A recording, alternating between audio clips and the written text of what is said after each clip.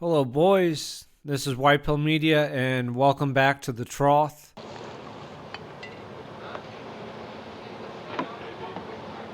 You making any money? Not exactly. If you were to ask me, I'd have to tell you I'm not having a very good day. Why is that? This week, this is what I want to call the bad trough video. This is going to be a bad video. There's no gameplay in the background. Actually, there might be some gameplay in the background. Hang on, we'll see. If there is, there is. If not, oh well.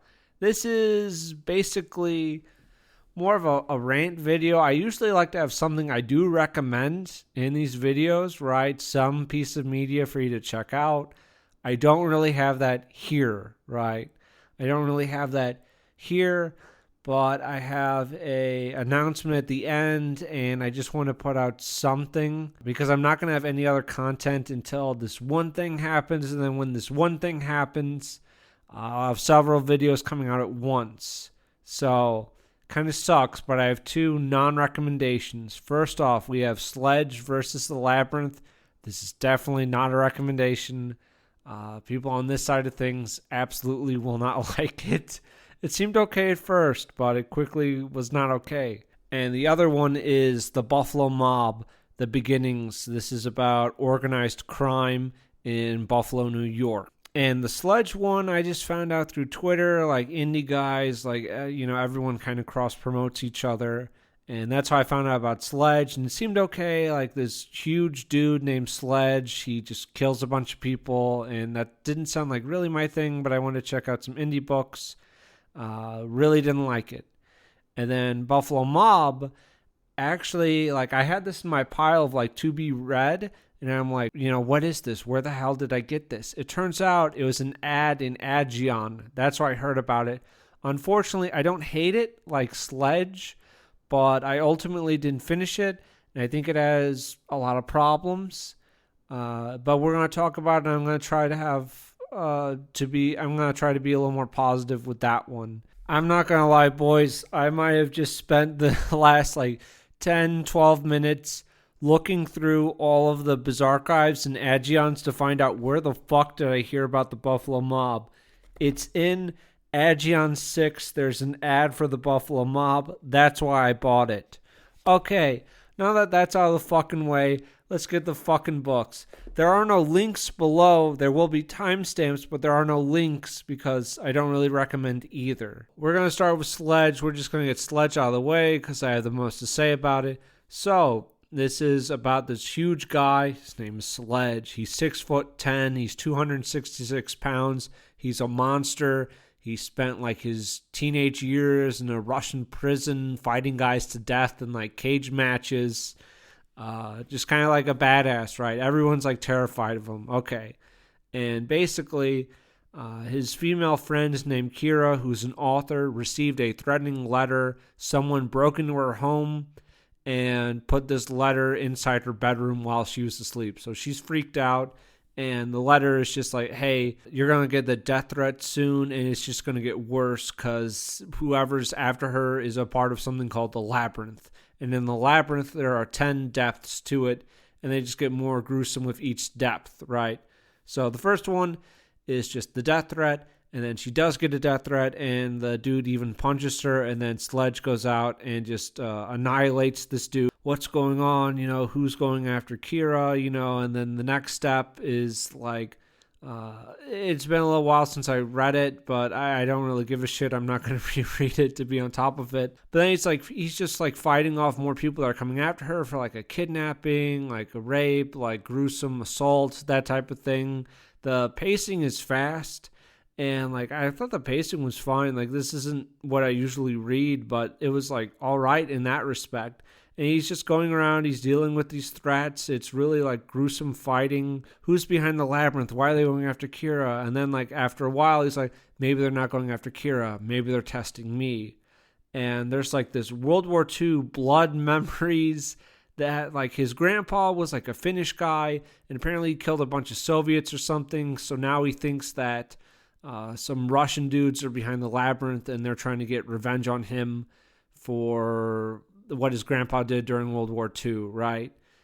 because like the last depth of the labyrinth involves like the Juggernaut, and apparently the Juggernaut was the name of like the Soviet general that went against his grandfather. As I said, he's just this brutal fucking dude. He has torn a man's head off. He stomped on a dude's head until it burst. He's killed plenty of people.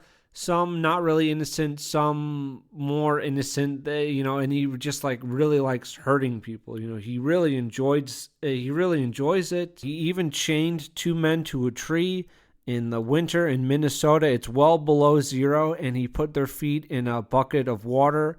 It turns the ice like instantly. He froze their feet, and then these men were eaten alive by wolves. And it's just like, holy fuck, man. Holy fuck. Not a great dude. As he's like killing guys that are coming after Akira, he's also descending the labyrinth himself, right? So he's doing that, and then his next like task within the labyrinth is to go after Sean and Ariana. Sean is someone he played basketball with. He ended up hurting Sean. It was like a cheap shot during a game, and he ended up destroying Sean's career by kind of disabling him, right? He can still like walk and everything, but he can't play basketball anymore. And his wife, Ariana, is like this pop star. And it's like Sean's like not even like super sorry about it. Like, and he acknowledges, yeah, it was a bad shot. I did it because I wanted to fucking hurt him. But he goes there to protect them from the labyrinth, and they're trying to like cheat the labyrinth because he's supposed to like deafen Ariana, which would, destroy her music career. And the labyrinth, like all this time where he's like going around and like fighting people, he like fights people in the steel mill and shit. All these fights are being filmed, and it's like huge money is being moved around. There's a lot of gambling going on. And then this one guy that he fights says that he thinks that the guy behind it might be Vladimir Medvedev. And this is apparently the Russian president. And I'm like, okay, let me look this up because I've never heard of this dude. Yeah. This dude, Medvedev, apparently he was Russian president, like Russian prime minister, but really Vladimir Putin was in charge. And I'm like, okay, I don't know why we're picking this guy, not Putin. But I'll get to that point in a little bit. And he also calls the American president, our president, a rat fuck and a fuckhead. And I'm like, what time period are we talking about? Because like this Vladimir Medvedev guy was in office, like he was the president from 2008 to 2012. So I'm like, was he saying like fuck Obama? And I'm like, that's kind of based. Like that's kind of cool. So, no, that's not what he's saying. And I'm going to have some screenshots that I took just up on the screen. But he is not disparaging Barack Obama. He is, in fact, talking about Donald Trump, but he does not call Donald Trump by name. So they go to Roman, and Roman is someone that Sean knows. I think they played basketball together. And this is a conservative guy, and they want to use him to spy on Trump. And on page 205 to 206, you're going to really like these screenshots. Basically, Roman is a conservative white guy who likes to rape underage black girls on the desk of the Oval Office. No, I'm not joking. No, that's not an exaggeration. No, there's no hyperbole there. That's literally what he likes to do. He likes to bring underage black girls into the White House and rape them and disparage them. That's really it. Literally on the desk of the Oval Office. And I could not fucking believe this. Holy fuck. He refuses to call Trump Trump. Instead, he calls Trump President Tannen. And he just doesn't say Putin's name either. It's just this little faggot leftist. And I don't like Trump and I don't like Putin, but I would call them by their fucking names. It's like, it's not exactly comparable. It's not a 1-for-1. It's like the people that are like, let's go Brandon. No, just say fuck Joe Biden. Just say fuck Joe Biden, okay? But this guy is just like, he's treating it like it's Voldemort, Like, I can't say Putin's name. He's just too evil. I can't say Trump's name. It's just too evil. And I'm like, you have a guy going around doing like some of those brutal, awful shit, right, to people. Some of them deserve it, but he's just like a really brutal, ugly dude. But you can't say Trump's name. You can't say Putin's name. It's just like, oh my fucking God, what a pussy.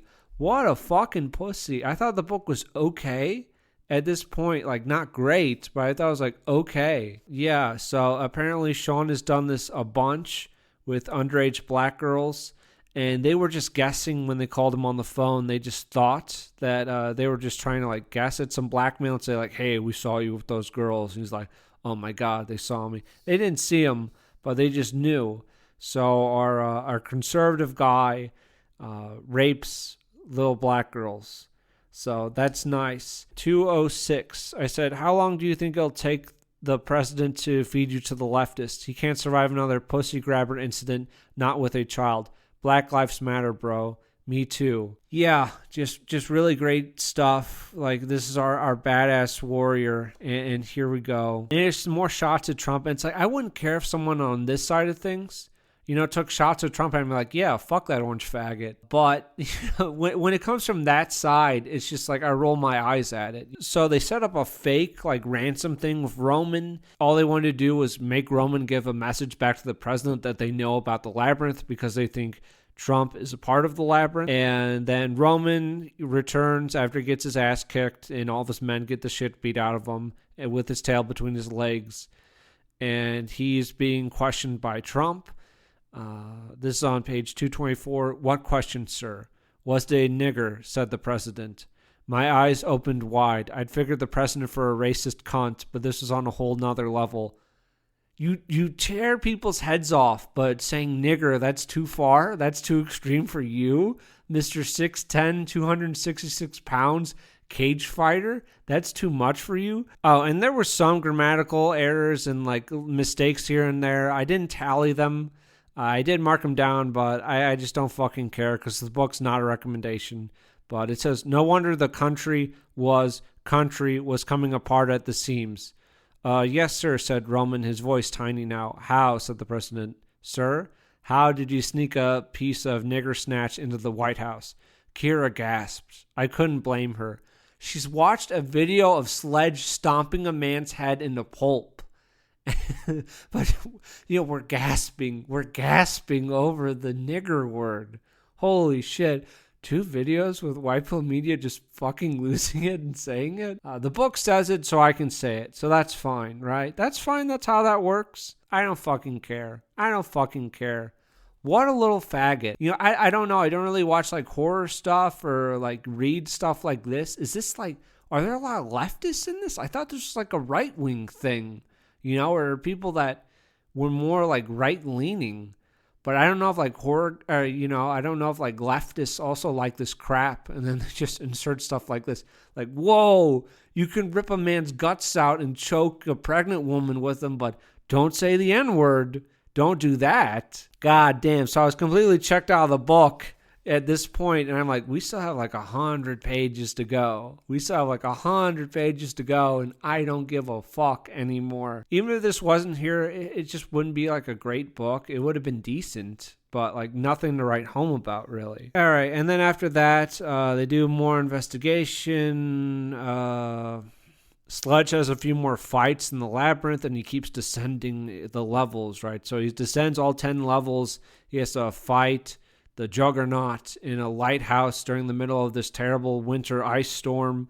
He loses to the Juggernaut, and it's revealed, and this surprised me a little bit, that it was Sean and Ariana the whole time, and that they set all of this up, and they just wanted revenge for him taking away basketball from him because that was his one true passion. And I'm like, that's a little surprising.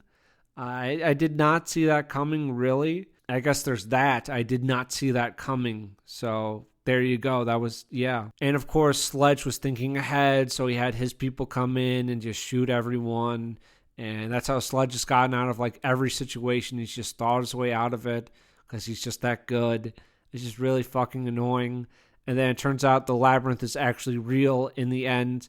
And that Medved or Putin, but we're not going to say Vladimir Putin in this book like we won't say Trump, is a part of it. So I guess there might be another book coming out where they go to Russia. There'll probably be some cringe Ukraine stuff. And, probably shove a sledgehammer up Putin's ass, I guess. But surprised that, Trump was not actually part of the labyrinth, but they did include him in the book. They still felt it was necessary to have him in here and be a racist, and our characters go, I don't like this book. I don't know if you can tell. I really don't like this book. So that's a non-recommendation. Fuck it. A Buffalo Mob. So as I said, I found this in an Agion ad, and I wanted to give it a go because it sounded interesting. I really don't know anything about like Buffalo, New York. I guess it's near Canada, but ultimately, this is not a recommendation either. The guys behind it, it seems like they've gathered a lot of information. You know, they've done some good work with that. But how the information is presented it reads like a Wikipedia article, right? It reads like a Wikipedia article, and it'll just like, here's this guy, and it'll like list this entire guy's like biography, right? His entire life story from like his time joining the mob and then like to the end. And it just feels like there's not really a whole lot of rhyme or reason. There are too many names. There are no pictures. I think mugshots would have been wonderful. The mugshots would have been great. Too expansive. I think it needed a much tighter focus. Like a few key players. Give me a few key players. Give me, circle around them, and then you can like expand. But I think it's too ambitious for what this is. It's too ambitious. It's talking about Buffalo crime. It's also talking about the Canadian crime faction who are like subservient to Buffalo, New York. And it's just like, it's too much. Also, some editing issues where there are a few blank pages that are just inserted in the book. There were 2. But ultimately, I ended up giving up about like 40 pages in, and the book is not long. The book is not long. It's 116 pages. Yeah, it's like 116 pages, and it wouldn't have taken me a long time to finish it, but I just had no interest in really finishing it, which that's not great. I guess if I had any suggestions, I would say don't like cover the entire Buffalo Mob. Base it around, pick a few of your big guys, base it around their lives, include some mugshots, and then just walk me through like maybe like some major events in the mob's history, right? With these guys as the focus and how it affects them directly. I don't like to do that because like they advertise in Agion, right? But I have to be honest. I like the cover. Like the cover's nice, It seems like these guys did do a lot of research, right? There's some good information in here, but it's just not presented well. Just like the look of it, it's also like just kind of off, I guess. So unfortunately, that's it. There's one book that I hated, one book that I was disappointed by. I thought I was going to be able to release something this weekend. It's not happening. I'm hoping for next weekend. That's what I'm really shooting for, that I'll have an announcement video. So the next thing that you're going to see on this channel is going to be a little announcement video. I want to keep that under 10 minutes. And then with that announcement video, I have 3 videos that are ready and loaded to be shown on YouTube. And hopefully you find those funny. Hopefully you smile at those. I think they're decent. And those are going to be used to promote something.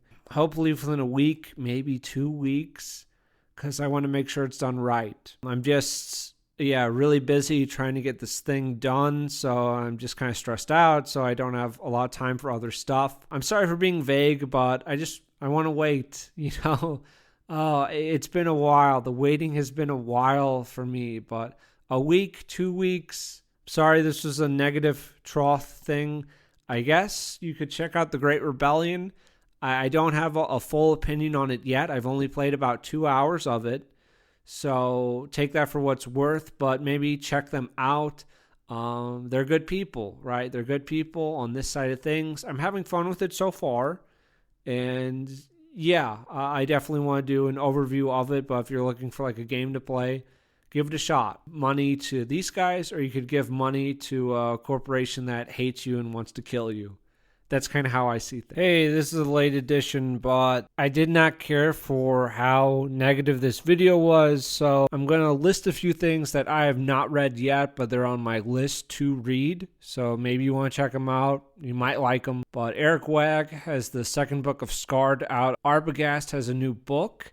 This is the case book of Patrick Midnight. I'm looking forward to that.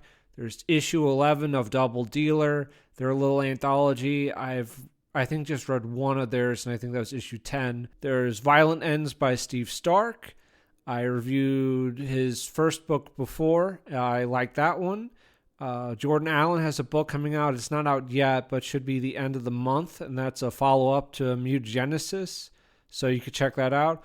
Also, I've ordered the CD. I've listened to the promo, and I'll have a link for you to go to the promo and listen to it, but this is the Fedora Favorites of 2013. I think this is Lord Wolfenshield. I've listened to the promo. Thought it was great. It's a bunch of indie musicians from this side of things. I really liked it. The first song I think is my favorite, but we'll see when I listen to the full thing.